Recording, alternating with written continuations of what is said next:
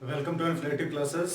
हमने previous lecture की बात करें अगर जो है नंबर सीरीज की, तो उसमें हमने आपको जो है लास्ट टाइम क्वेश्चन करवाया और मैंने लास्ट में 2 क्वेश्चन रखे थे। बच्चों ने उसके आंसर दिए हैं, लेकिन सवाल ये है कि जिन क्वेश्चंस को आपने लगाया है वो कितने समय में लगाया, मैंने ये रखता है क्वेश्चन के लिए। आते हैं, आज हमारी कोशिश ये है कि हम डिवीजन पार्टीशन लेके चलें, डेसिमल पार्टीशन लेके चलें, मल्टीप्लिकेशन पार्टीशन लेके चलें, स्क्वायर क्यूब, जितना हो सकता है कोशिश करेंगे कि अगर ज़्यादा लंबा नहीं हो रहा वीडियो तो हम 40-45 मिनट के अंदर ही सारी की सारी प्रॉपर्टीज नंबर सीरीज के डालेंगे।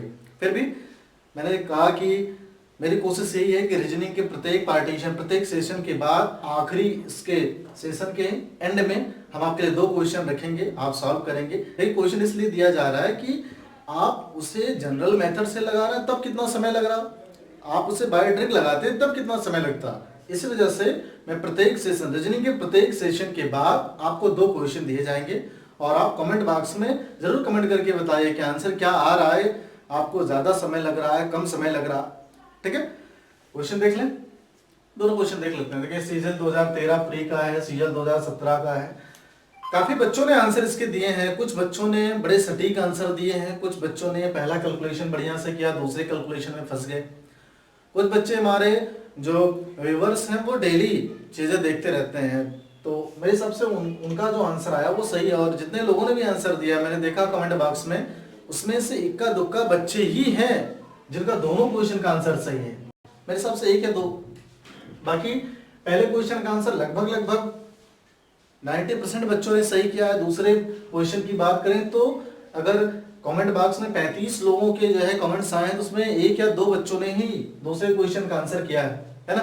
देखिए, सीजन 2017 का है, थोड़ा सा एडवांस क्वेश्चन है। मैंने फिर भी कहा कि अगर रीजनिंग के पार्टीशन में आप कैलकुलेशन कर रहे हैं तो मैथमेटिक्स हो गया, रीजनिंग नहीं। यहाँ हम किसी पार्टीशन में कैलकुलेशन करने वाले नहीं, वो चाहे 2013 सीजन प्री का हो या फिर 2017 सीजन प्री का हो, कोई भी क्वेश्चन हम अभी देखेंगे जितने पार्टीशन आने वाले हैं इस सेशन में। आंसर की बात कर लें क्वेश्चन में। देखिए, सबसे पहले क्वेश्चन को सॉल्व करने से पहले ऑप्शन की तरफ देखिए। आप ऑप्शन, अगर आप ये सोच रहे हैं कि मैं पहले लेटर से सॉल्व करना चाह रहा हूं, एक और चीज बच्चे सोच रहे हैं कि हम जनरेशन गैप क्यों नहीं ले सकते, बिल्कुल ले सकते हैं, लेकिन आंसर वहां से भी डेफिनेटली एक्यूरेट आएगा। बट वहां पे अगर कैलकुलेशन आप करें तो more and more time taken है, जो कि कंपटीशन के दृष्टिकोण से बहुत ज्यादा जो है प्रॉब्लम क्रिएट करने वाला है आपके लिए। हम बात करते हैं क्वेश्चन की। पहला यहाँ देखिए 3, यहाँ 3 2 3, मतलब अलॉट ऑफ वेस्टेज, टाइम का ये वेस्टेज है कि अगर आपने पहले से जो है स्टार्ट किया, इन केस अगर 3 मैच कर भी गया तो आपको फिर से ढूंढना पड़ेगा कौन सा पार्टीशन आंसर होगा। क्लियर? फिर मैंने क्या आपसे बताया कि आप पीछे की तरफ से क्वेश्चन सॉल्व करना स्टार्ट करिए, पीछे की तरफ से सॉल्व कर लेते हैं। देखिए, क्वेश्चन का नेचर ही बताएगा क्वेश्चन लगना कैसे है ना। आप इसमें अपना मैटर नहीं लगा सकते। क्वेश्चन देखिए, पहले आगे से जो है फॉरवर्ड डायरेक्शन में जाइए, फिर पीछे से फॉरवर्ड डायरेक्शन में जाइए, वो आपको बताएगा क्वेश्चन लगना कैसे है। मैंने कहा पीछे से अगर लेने की बात करें 7 6 5 होना चाहिए ऑप्शन में, इत्तेफाक की बात है कि 5 किसी ऑप्शन में नहीं। अब आप ये सोच रहे होंगे टीचर ने जो तरीका बताया वो गलत बताया, नहीं।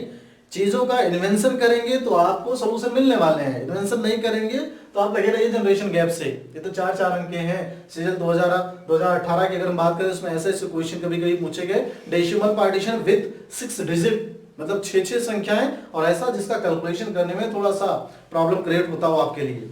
यहाँ की बात कर लें आंसर में, मैंने कहा कि हमें कैलकुलेशन नहीं करना, प्रत्येक जो है क्वेश्चन में थॉट प्रोसेस लेके चलिए कि कैलकुलेशन हमें कहीं करना ही नहीं है, हमें केवल और केवल प्रेजेंट ऑफ माइंड रहना है क्वेश्चन के लिए, वो चाहे आप पेपर टाइम पीरियड में हो या फिर यूट्यूब पर वीडियो का सेशन देख रहे हो।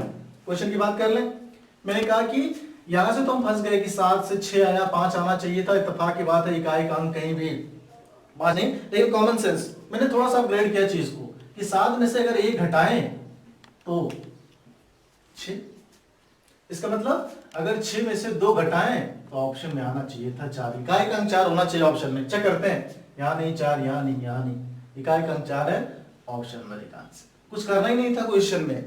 अब बच्चे ये कहते हैं कि नहीं आपने ट्रिक लगा तो दिया, आगे वाला भी प्रूफ करके दिखाइए। अरे भाई तो प्रूफ कर लीजिए ना। देखिए यहाँ पे ये 4 है, आपको इकाई के अंक से दहाई का अंक घटाना था। 4 में से 7 घट नहीं सकता, 14 में से 7 गया, इकाई का अंक 7 है ना।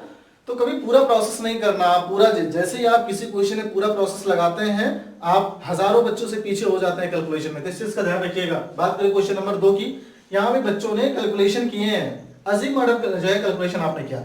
सोचने की बात करें कॉमन सेंस की कि 1/64 1/216 इनके बीच में आंसर होना चाहिए। ऑप्शन की बात कर लें, यही पार्टीशन आंसर हो सकता है, यहां इसके बीच में आंसर नहीं आ सकता, या फिर ये पार्टीशन आंसर हो सकता है। क्लियर? अब आपने कॉमन सेंस लगा लिया कि दो ऑप्शन का आंसर हो ही नहीं सकते, या फिर ये ऑप्शन आंसर होगा या फिर ये ऑप्शन। अब बात करते हैं क्वेश्चन लगेगा कैसे। यहां देखिए 64 और 216 दोनों के बीच में है, लेकिन सबसे खास बात कि ये 3 का क्यूब है, ये 4 का क्यूब, मतलब अगला सेशन 5